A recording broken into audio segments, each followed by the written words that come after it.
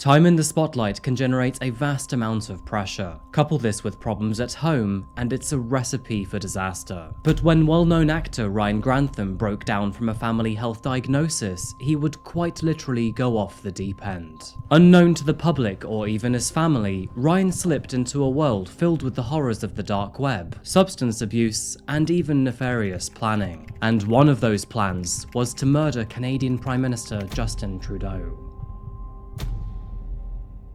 Good morning, good afternoon, or good evening, folks. My name is Adrian, and welcome back to Coffeehouse Crime. Today, we're looking at the case of Ryan Grantham. Famous actor, murder, and even presidential assassination. You know, I feel like this case really slipped under the radar with thanks to COVID. Anyway, before we begin, and just to let you know that I post true crime and strange cases here weekly, so if that does sound like your kind of thing, please consider subscribing to the channel. And now, with that said, please grab yourself a coffee, pull up a seat, and get ready for the deep dive. This is the case of Ryan Grantham.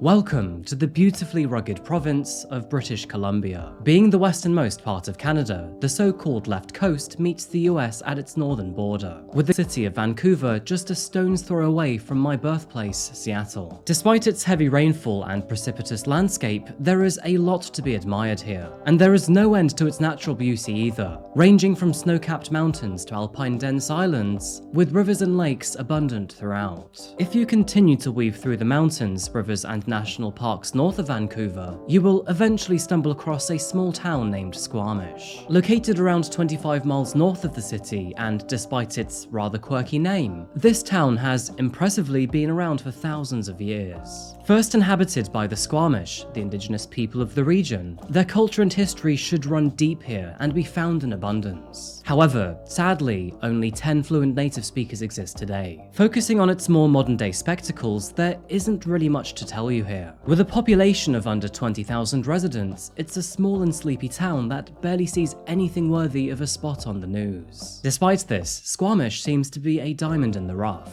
If nature and wilderness is your thing to observe and explore, there is so much to see and do here. From hiking and mountaineering to windsurfing and kayaking, you will never find yourself bored of the outdoors. It was this reason that Barbera Waite, a 64-year-old woman, lived and loved it here. Although many would argue she was in her golden years, Barbara was youthful and healthy, likely due to her close connection with nature and physical fitness. A list of her hobbies include regular hikes, skiing, biking, rock climbing, and one of my personal favorites, kayaking. Now, I don't know about you here, but Barbara's lifestyle is one that many should be envious of. And personally speaking, I hope in my golden years I'm that in tune with nature. You know, I can't really say that I cared much about the outdoors when I was younger, but as I go through my years, I find myself more and more compelled to live a down-to-earth lifestyle. I mean, the pandemic definitely changed a few priorities for all of us, right? Anyway, Barbara was a loving daughter, a caring sister, and a nurturing mother of two. And as for her children, Lisa and Ryan, they both loved their mother immensely. Now, Barbara was particularly close to her daughter, but this wasn't to say that she played favourites in the slightest. Lisa's brother, Ryan, was born in 1998, and although not much is known about his earlier years, you may already recognise his face. From a very young age, Barbara realised that Ryan had a passion for acting. With herself being such a go-getter already, she wanted nothing more than to support her son in building his potential career. And so, from the young age of 8, Ryan began to appear on television, often being cast for his cute and innocent appearance. This included stints on TV commercials, TV shows, short films, and minor roles in cinema. Many of his roles were small to begin with, and he rarely made any appearance on more than a single episode for the series he would be cast in. However, this mildly successful acting career would carry the young Ryan throughout his childhood and into his teen years. And in 2010, at the age of 12, he landed one of his most recognisable roles. That, of course, being cast as Rodney Jones in the children's movie Diary of a Wimpy Kid. From here on out, Ryan started to play several minor roles in more successful and higher budget films and TV shows. He would even play alongside the likes of Johnny Depp and Jude Law. But Ryan was rarely a lead actor. Instead, he made small appearances as temporary characters. Some notable series being iZombie, Falling Skies, and the hit Warner Brothers series Supernatural. One of his only other big roles would come in 2016, when he landed the lead role of Tommy in the feature film Considering Love and Other Magic. In this role, he played his character as a timid teen boy who insisted that he hadn't left his house in over 60 years. Ryan always seemed to find himself in the role of a timid, awkward teenager, and given his modest height of 5'2" and youthful boyish appearance, he was usually portrayed to be well below his actual age. If you were to Google his name, you will likely find him as an actor in the popular mystery drama series Riverdale. However, as seen with many of his previous roles, he only played in one single episode in the middle of season 4. Now, I'm not going to pretend I'm any sort of good actor myself, but it does make you wonder, if he was unable to land any sort of concrete role, then was his acting ever really that good to begin with? Saying that, Ryan racked up a total of 37 credits on IMDb, all between the ages of 8 and 21, so he did have quite a successful career. He would even receive several nominations in British Columbia's Leo Awards, and won Best Male Actor at the Vancouver Shorts Film Festival, thanks to his role in the movie Liz in 2011. Throughout this career, Ryan always had the infinite support of his sister, Lisa, and of course his mother, Barbara, both of which who were immensely proud of their brother and son. But sadly, in a cruel twist of fate, it was towards the latter end of her son's career that Barbara was diagnosed with cancer. She began her battle against the disease, and although she also had the support of her family, she watched her diagnosis take a very heavy toll on her children. Whether it was the result of his mother's diagnosis, the pressure of his career, or an amalgamation of both, Ryan's career began to exhibit a few worrying behaviors. And unfortunately, this is where our story gets pretty dark pretty fast.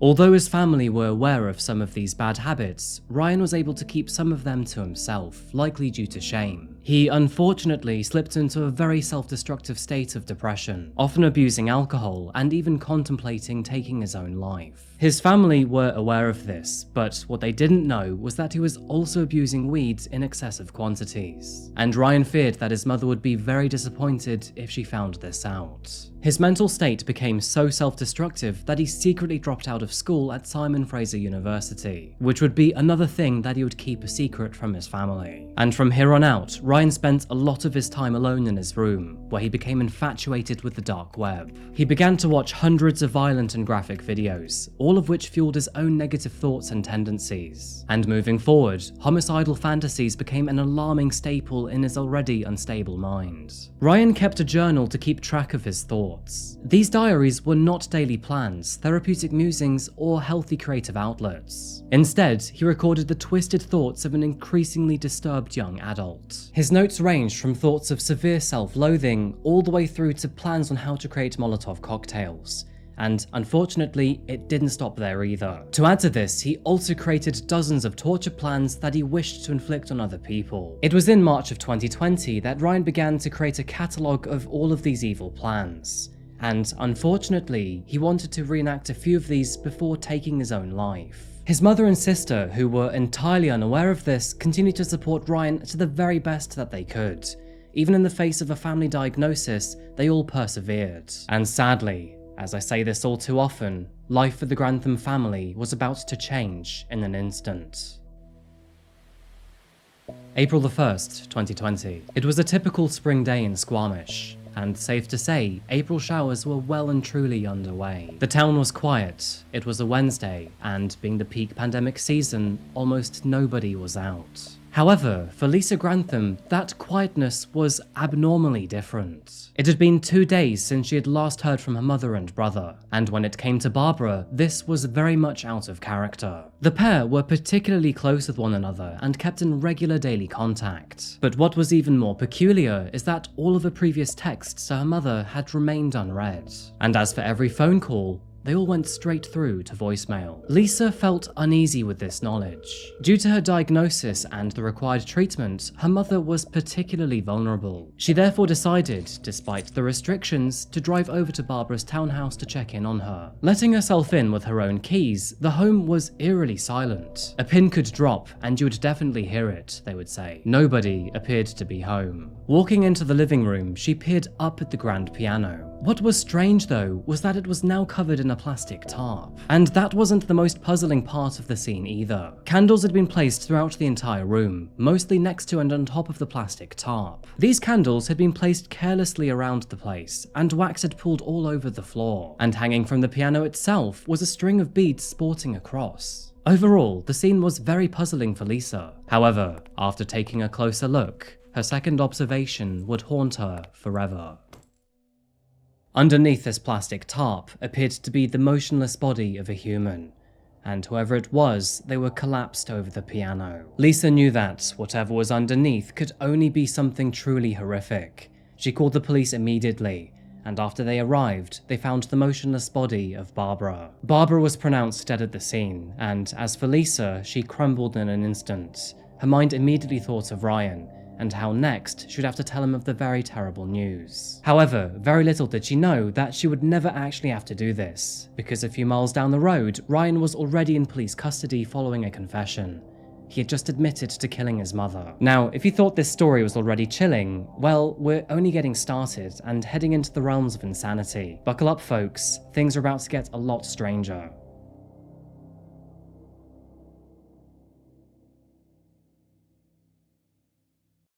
As already mentioned, Ryan was exhibiting bizarre behaviour in the weeks leading up to March the 31st, and this was all most notable in his diaries. And although his notes were confidential at the time, they were now in the hands of the police. Believe it or not, but Ryan had concocted a plan to assassinate Canada's Prime Minister Justin Tredeau. Now, the reasoning behind this was unclear, but his books outlined a very clear and detailed plan by which means to do it. Maps were drawn, Molotov cocktail recipes were created, and a structured timeline was made. Ryan was dead set on the idea, and he had even outlined further plans to attack his university afterwards. It soon became evident to the authorities that Ryan was an extremely disturbed, depressed, and distressed young man. But in order to go through with his plans, he told the authorities that he had to take his mother out first. The thought of causing violence was so absolute in Ryan's mind that his only point of contention was for his family. He did not want to disappoint them or cause them any pain, and it was for this reason that he murdered his own mother. While she was busy playing the piano, he raised his pistol, took aim, closed his eyes, and then pulled the trigger.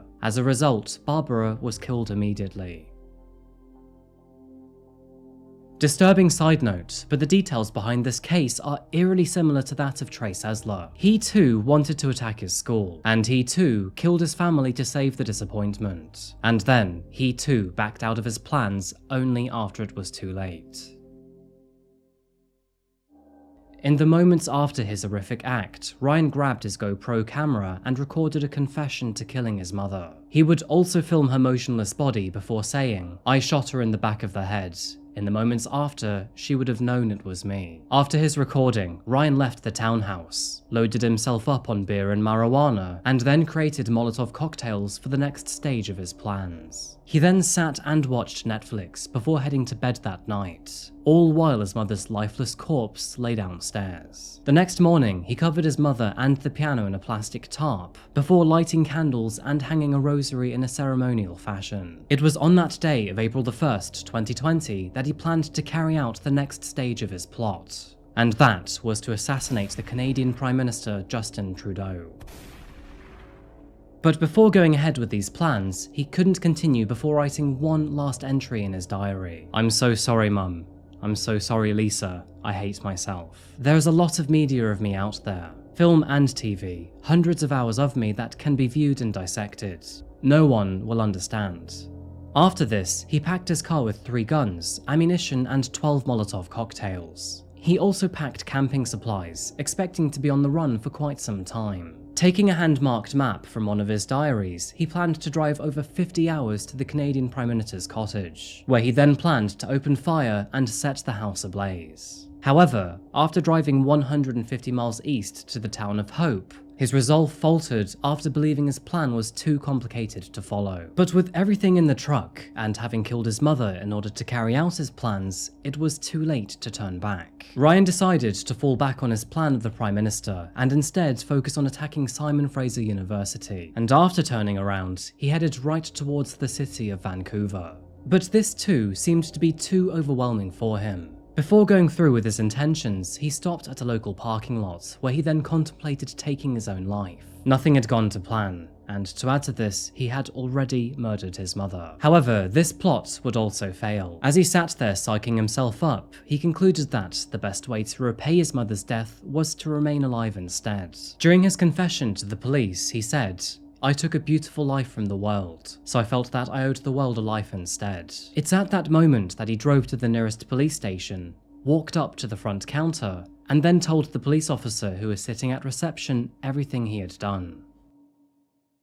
As a result, Ryan was arrested immediately, and all in the meanwhile, Lisa had just walked into the town house and found her mother's body. As mentioned before, Ryan justified murdering his mother by apparently sparing her all the emotional turmoil that he would have created through his own evil schemes. Ryan did not want to be seen as a monster by his family, so I guess he at least recognized that he was one. But you see, even in this action, we can see that he valued his integrity more than his own mother's life. In regards to the legal proceedings of this case, it would take more than 2 years for Ryan to finally face trial.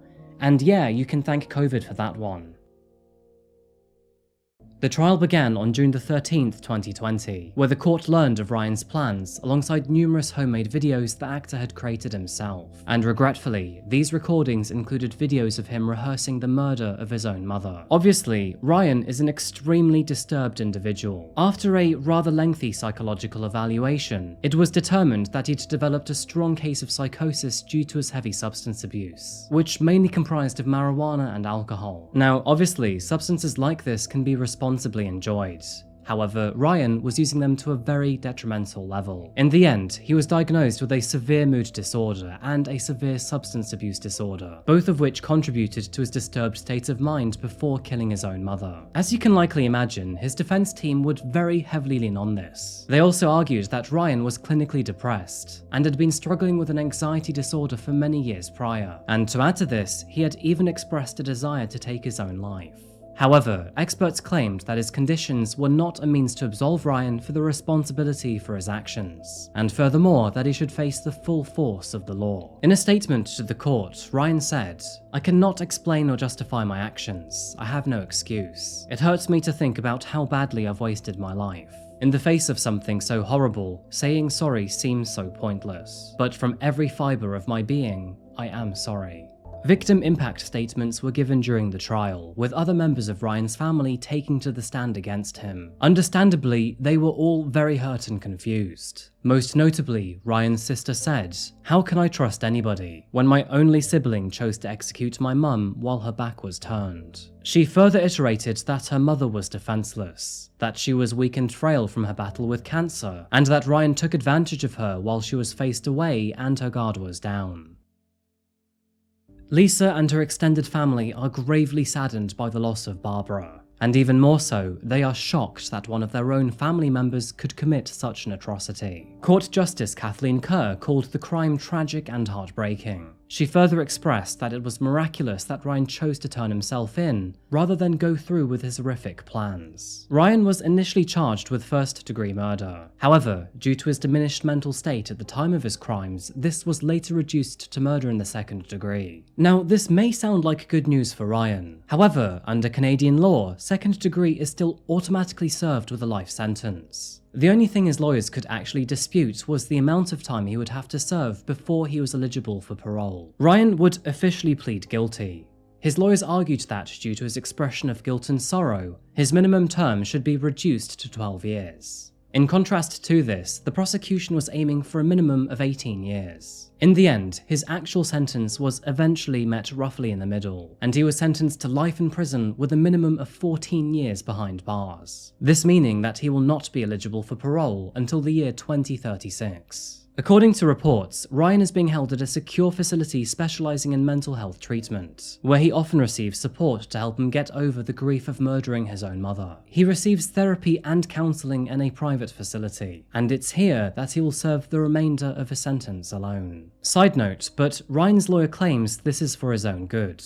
Due to his small 5'2" height and slim build, he would have likely become a victim to the taller and older men. As a result, he has been spared a lot of physical, psychological, and even sexual abuse. Lisa Grantham is understandably extremely devastated, as her family has fallen apart in the very blink of an eye. She has lost her beloved mother, and even more gut-wrenchingly, it was at the hands of her own brother. Barbera Waite was a devoted mother who deserved much more than the awful fate she was handed. To be murdered by her son, whom she so dearly loved and dutifully supported, is truly heartbreaking. Affectionately called Barbie by her friends and family, she is remembered for her happy and sweet nature. She was an adventurous spirit who enjoyed the outdoors and being active. And despite the fact that she was small in physical stature, she was strong and brave in almost every sense imaginable. She fought through challenges with a relentlessly positive outlook. May she now rest in peace.